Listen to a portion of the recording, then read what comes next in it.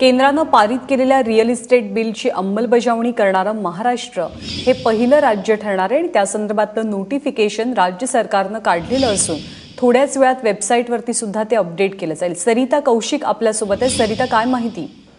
अत्यंत महत्त्वाचा असा हा निर्णय घेतलेला आहे। ह्याचा ड्राफ्ट नोटिफिकेशन आलेला आहे। ड्राफ्ट नोटिफिकेशनवर सजेशन आणि ऑब्जेक्शन हे 15 दिवसात मागवण्यात येणार आहे। मात्र असं जरी असलं तरी महाराष्ट्र शासनाने जो काही निर्णय घेतलेला आहे आणि जे नियम बनवले आहेत आपल्या या कायद्यामध्ये, ते तसं पाहिलं तर केंद्र सरकारपेक्षा सुद्धा जास्त यामध्ये दिसतो। काही ज्या अगदी महत्त्वाच्या बाबी आहेत त्यामध्ये ग्राहक हा जास्तीत जास्त आणि किंवा कुठल्याही प्रकारचं ग्राहकाला फसवणूक होऊ नये यासाठी अनेक कडक यामध्ये नियम बनवण्यात आलेले आहेत।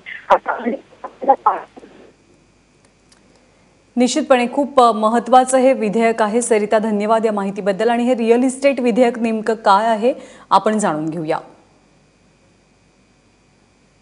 फ्लॅटचा ताबा वेळेत न दिल्यास बिल्डरला दंड होण्याची तरतूद या कायद्याअंतर्गत आहे। बिल्टअप एरियाऐवजी कार्पेट एरियानुसार विक्री करणं हे सक्तीचं असेल।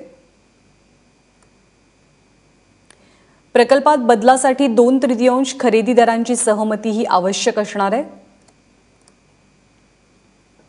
जाहिरातीमध्ये सांगितलेल्या सुविधा बिल्डरनं जर दिल्या नाहीत तर बिल्डरवर कारवाई होऊ शकते। ग्राहकांची 70% रक्कम बिल्डरनं बँकेत जमा करणं अनिवार्य असेल। या नियमांचा भंग केल्यास 3 वर्षांच्या शिक्षेची तरतूदही करण्यात आली आहे।